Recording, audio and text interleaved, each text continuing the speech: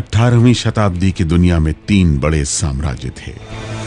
भारत में मुगल साम्राज्य, फारस में सफेदिक साम्राज्य और तुर्की में उस्मानी साम्राज्य। लेकिन यही दौर था जब यूरोप में औद्योगिक क्रांति की सुगबुगाहट शुरू हो गई थी और तीनों महान साम्राज्य पतन की ओर फिसलने लगे थे। इसी दौर में भारत से तकरीबन 2500 किलोमीटर दूर उदय हुआ नासिर कुली खान उर्फ नादिर शाह का, जो बहुत जल्दी दिल्ली के लिए नासूर बनने वाला था, दिल्ली को रक्त रंजित करने वाला था।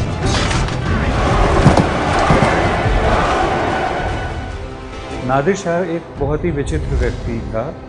उन्हें सत्ता का बहुत ज़्यादा नशा था। अंग्रेज़ी इतिहासकार उन्हें एक बहुत बड़ा लुटेरा बताते हैं। उनके अंदर क्रूरता की झलक थी, काफ़ी क्रूर थे। वो बहुत ही गरीबी से उभर के आया था। माना जाता है कि उसके पिता गडेरिया थे और वो भेड़ चलाया करते थे। नादिर शाह ने भी अपने जीवन में बहुत सारे काम किए। उन्होंने मजदूरी का काम किया, किसान भी थे, डकैत भी रहे, उन्होंने किस्म किस्म के काम किए। नादिर शाह सेना में भर्ती हुआ। सेना में इसने बहुत कुछ नाम कमाया और ख़ासतौर पे तुर्की के विरुद्ध एक लड़ाई में इसने काफ़ी छोटी सी सेना थी मगर तुर्की को रोके रखा और यहाँ से इसका असली उत्थान शुरू हुआ। और सफ़ावी वंश के ख़त्म होने के बाद उन लोगों ने नादिर शाह ने जब ईरान पर कब्ज़ा किया और ईरान के शाह बने तो एक एम्पायर बिल्डर माने जाते हैं नादिर शाह। वो भी चाहते थे कि तैमूर की तरह एक बहुत बड़ा साम्राज्य जो है तुर्की से लेकर हिंदुस्तान तक और उज़्बेकिस्तान से लेकर अरेबिया तक पूरा का पूरा स्थापित किया जाए। इधर औरंगज़ेब की मृत्यु के बाद जो 1707 में हुई, तमाम कमज़ोर शासक दिल्ली की गद्दी पर बैठे। तो 18वीं शताब्दी में मुग़ल साम्राज्य के जो एक पहले के जो एक भय था, उस पर जो एक विशालता थी, वो सब धीरे धीरे छिन्न होती जा रही थी। और उसके बाद स्थानीय राज्य व्यवस्थाएं विकसित हो रही थी। कुछ अन्य राज्य उभर के आ रहे थे। एक तरफ दक्षिण में निज़ामुल मुल्क का था, उत्तर में अवध था, पूर्व में बंगाल था, पश्चिम में मराठा थे। 1739 में मोहम्मद शाह दिल्ली के बादशाह थे। बहुत रंगीन मिजाज था, उसका नाम ही रंगीला था। उनको रंगीला इसलिए बोला जाता है क्योंकि वो रंगीन तबीयत की थी। उनको नाच गाने का बड़ा शौक था, शेर व शायरी का बड़ा शौक था, अय्याश प्रवृत्ति के आदमी थे। ख़ास तौर पे नादिर शाह को ये बात मालूम थी कि हिंदुस्तान कमज़ोर हाथों में जा चुका है और मुग़ल सल्तनत में किसी बड़े हमले को बर्दाश्त करने की या बड़े हमले को विफल करने की ताकत बची नहीं है। तब के फारस और आज के ईरान का सुल्तान नादिर शाह लगातार युद्ध जीतकर अपना साम्राज्य बढ़ा रहा था। एक जनरल और बादशाह के तौर पर उसका लोहा मानने के लिए लोग मजबूर थे। लेकिन भारत में मोहम्मद शाह की बादशाहत में मुगल साम्राज्य की सीमा लगातार सिमट रही थी। इस हाल में नादिर शाह भारत पर हमले की वजह ढूंढने लगा। नादिर शाह ने कहा था सोने की चिड़िया के कुछ पंख मुझे भी चाहिए हैं और उसने बहाने ढूंढे थे कि किस तरह से हम आके हिंदुस्तान के ऊपर धावा को हम अटैक करें। और उसमें एक था कि आपने हमारे कुछ बागियों को पनाह दी। नादिर शाह खुरासान के रहने वाले थे और खुरासान जो है वो फारस के उत्तर पूर्व का इलाका है, उसके पास अफ़गानिस्तान है। और कई गिलज़ाई अफ़गान और दूसरे किस्म के अफ़गान बागी जो हैं वो नादिर शाह के ख़िलाफ़ वहाँ बाकायदा सक्रिय रहते थे। तो उन लोगों ने ईरान के कुछ हिस्सों में हमले भी किए और अपनी बाउंड्रीज जो हैं ईरान में बढ़ाने की कोशिश कर दी। नतीजा ये हुआ कि नादिर शाह ने उन लोगों पर हमला किया और इन लोगों को वहाँ से भगाया। ये जो विद्रोहकारी थे ये अफ़गानिस्तान में ही नहीं शरण लेते थे, ये मुग़ल साम्राज्य में जाके शरण लिया करते थे, जिससे नादिर शाह नाराज़ हुए और उन्होंने बार बार काबुल के गवर्नर को और लाहौर के गवर्नर को चिट्ठियाँ लिखी और उनसे ये कहा कि जिन लोगों को तुम पनाह दे रहे हो वो मेरे दुश्मन हैं, इनको तुम पनाह मत दो, इनको मेरे हवाले कर दो ताकि मैं इनको माकूल सज़ा दे सकूँ। इनको पनाह देना मेरे हिसाब से मुझसे दुश्मनी मोल लेने वाली बात होगी। इन अफ़गान्स को सज़ा देने के लिए नादिर शाह ने पहले अफ़गानिस्तान पे हमला किया काबुल पे कब्ज़ा कर लिया और फिर काबुल पे कब्ज़ा करने के बाद वो धीरे धीरे काबुल से जो है आगे बढ़ता हुआ पेशावर पे आया। उसके बाद नादिर शाह पहुंचा लाहौर। लाहौर का जो गवर्नर था उसने ज़्यादा समझदारी दिखाई और उसने ये सारा जो झमेला था उसको नादिर शाह को कुछ बड़ी रकम देके 20 लाख रुपया देके और 100 हाथी देके ख़त्म कर दिया।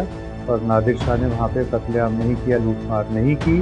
दिल्ली में बार बार ये खबर आती थी कि नादिर शाह धीरे धीरे स्टेज बाय स्टेज दिल्ली की तरफ बढ़ रहे हैं। किसी को ये ख़ास मालूम नहीं था कि नादिर शाह रुकेंगे कहाँ, ये किसी को नहीं पता था। लेकिन ऐसा बताया जाता है कि मोहम्मद शाह रंगीला को जब भी ये खबर ला के दी जाती थी तो मोहम्मद शाह रंगीला ये कहते थे अभी दिल्ली दूर है, अभी दिल्ली दूर है। तत्कालीन मुगल सल्तनत की सीमा काबुल से आगे तक जाती थी। नादिर शाह ने काबुल पर कब्जा कर महान मुगल सल्तनत को सीधे चुनौती दी थी।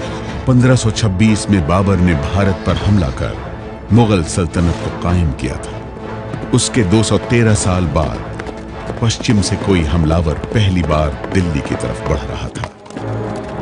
जब ये लाहौर पहुंच गया तो मोहम्मद शाह ने एक युद्ध काउंसिल की बैठक बुलाई और उसमें निश्चय किया गया कि बजाय कि दिल्ली के करनाल जाके अपनी सेना समेत नादिर शाह को रोका जाए। मोहम्मद शाह ने उसके जो दो सबसे बड़े गवर्नर्स थे, सादात खान जो कि अवध का अध्यक्ष था और उसके पास बहुत बड़ी सेना थी, उसे और निज़ामुल मुल्क को जो कि दक्कन का निज़ाम था, उस दोनों को कहा गया कि तुरंत करनाल में जाके एकत्र हों। दोनों में आपस में बहुत ज़्यादा रोष और जलन थी।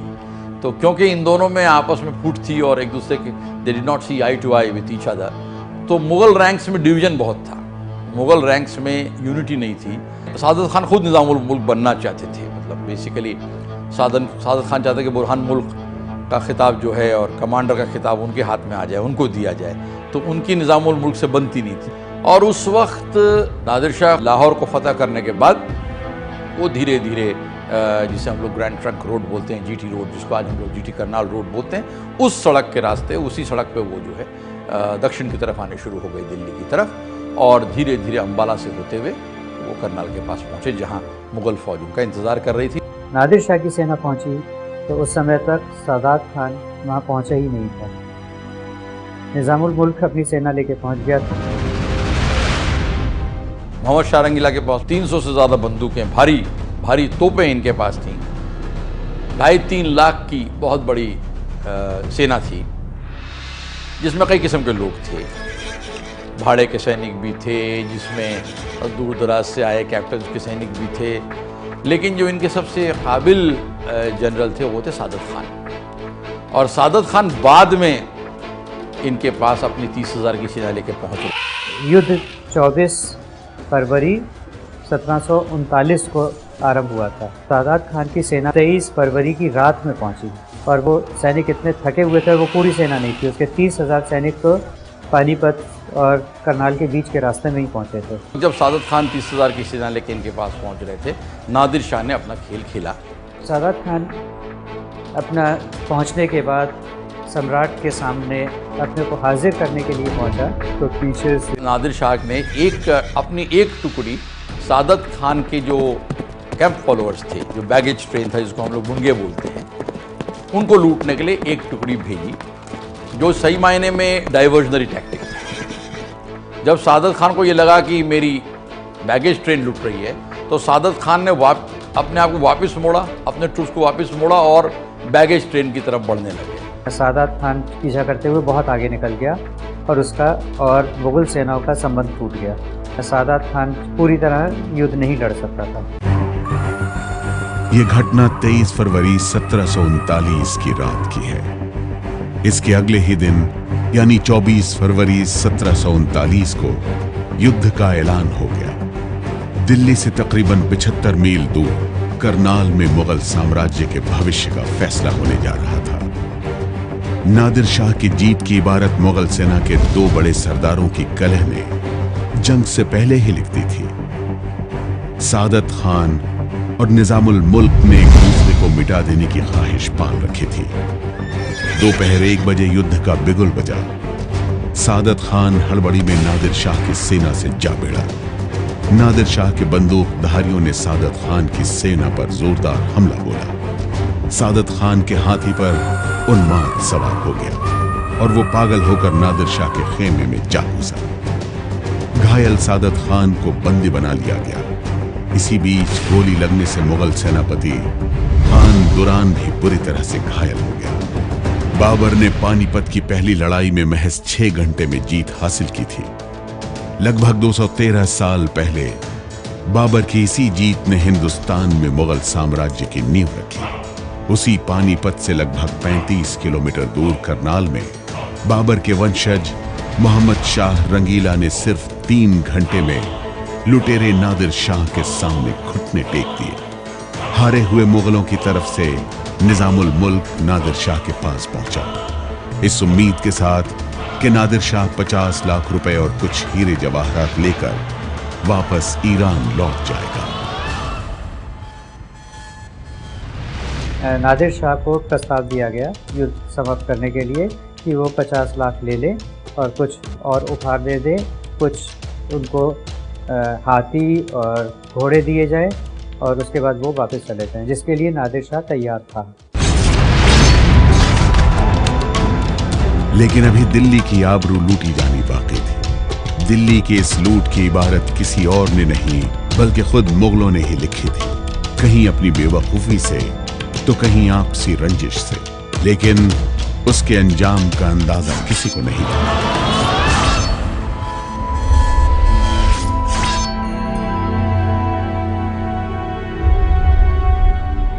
खान दाऊद इस युद्ध में जब घायल हुआ और उसके बाद 1 दिन बाद उसकी मृत्यु भी हो गई।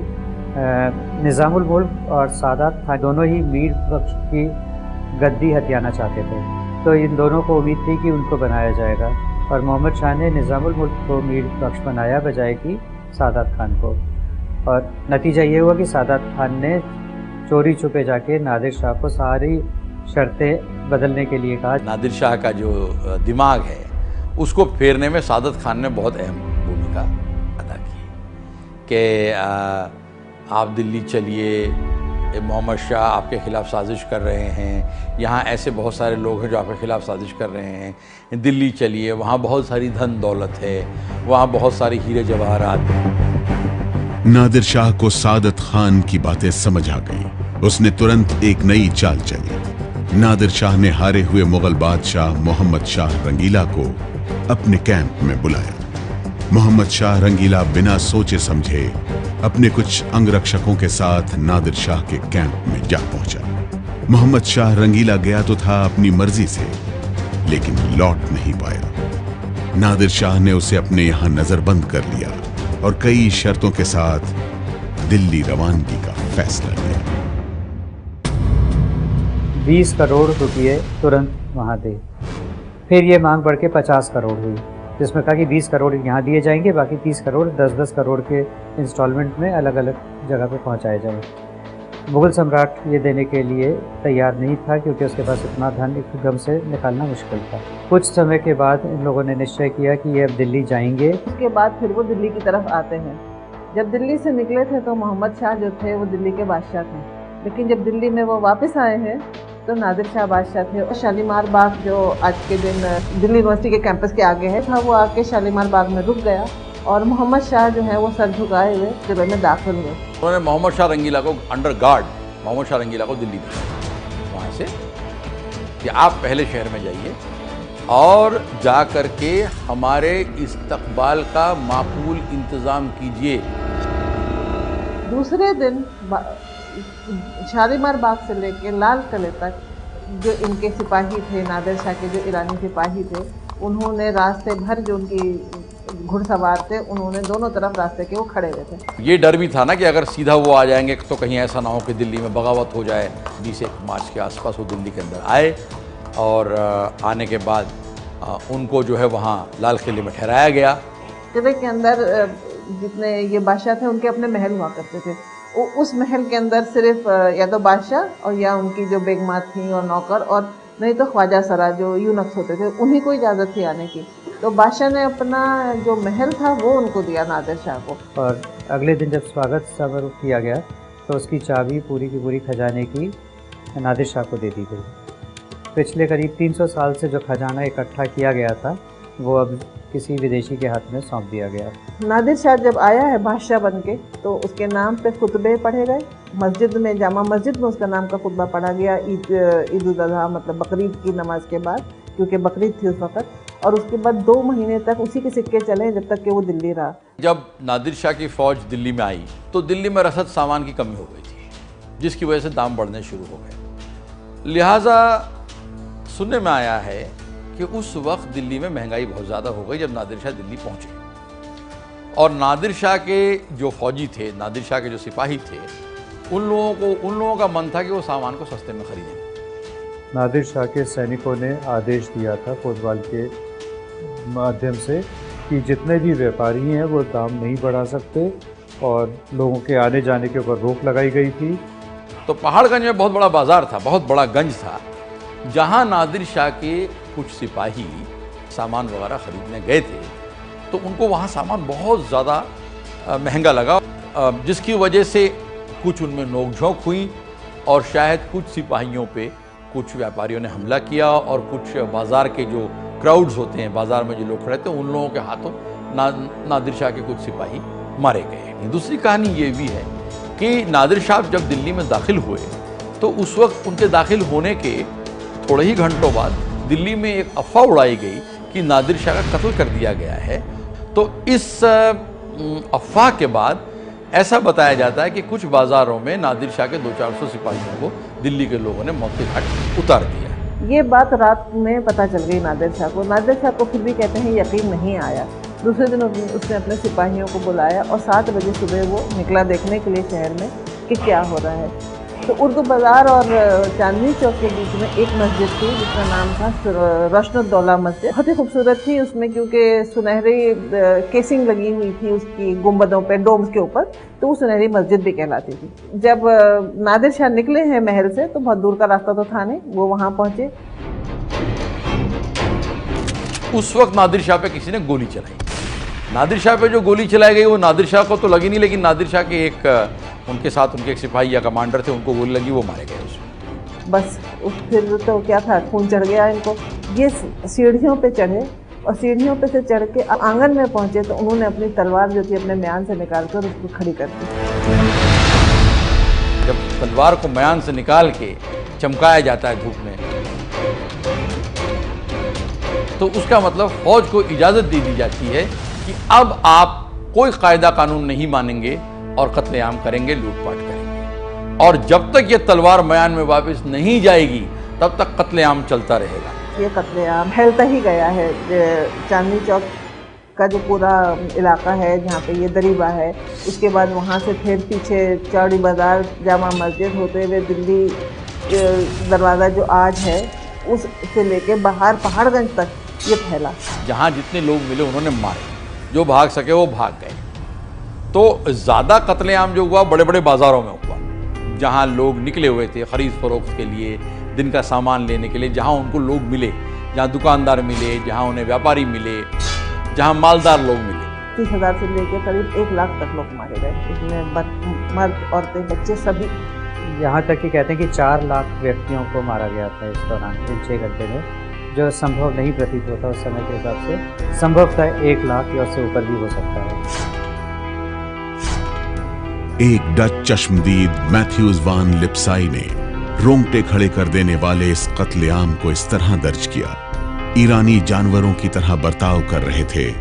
ऐसा लग रहा था कि खून की बारिश हुई हो। नाले खून से बजबजा रहे थे। कम से कम 10,000 महिलाओं और बच्चों को गुलाम बना लिया। बहुत सारे लोग शायद रोते पीटते जो है परेशान हाल में बदहवास हुए मोहम्मद शाह के पास पहुँचे। निज़ामुल मुल्क जो थे वो इनके वजीर थे मोहम्मद शाह के, और मोहम्मद शाह का वो पैगाम लेके आए कि खुदा के लिए ये कत्ल गारत का बंद करो।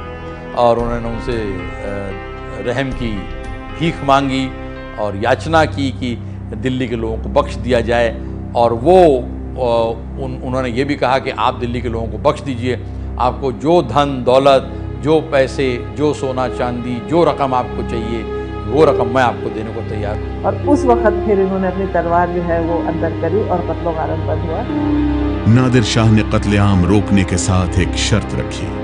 उसने दिल्ली छोड़ने से पहले 100 करोड़ रुपए की मांग रखी। इस मांग को पूरा करने के लिए दिल्ली को फिर से लूटा गया। लूटने वाले इस बार नादिर शाह के सिपाही नहीं थे, बल्कि खुद मुगलों ने ही अपने शहर को लूटा।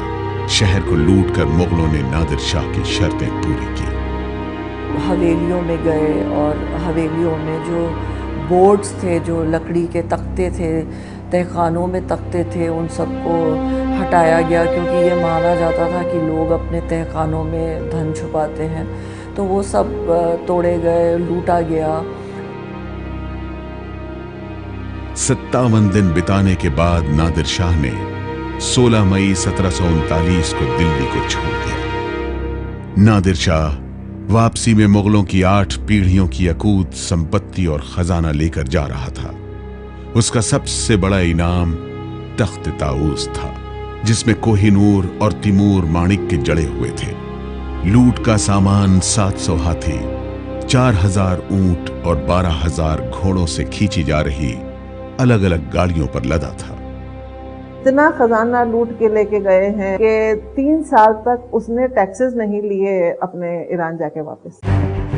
कोहिनूर और अकूत धन संपत्ति के साथ नादिर शाह दिल्ली से चला गया, लेकिन दिल्ली फिर वो दिल्ली कभी नहीं बन पाई। मुगलों की वैभवशाली कहानी का अंत शुरू हो गया। नादिर शाह के बाद फिर से अफगानिस्तान के रास्ते लुटेरों का भारत आना शुरू हो गया। यूरोप से ब्रिटेन, फ्रांस और पुर्तगाल की साम्राज्यवादी शक्तियां भारत में पांव फैलाने लगी और भारत का भविष्य हमेशा के लिए बदल गया।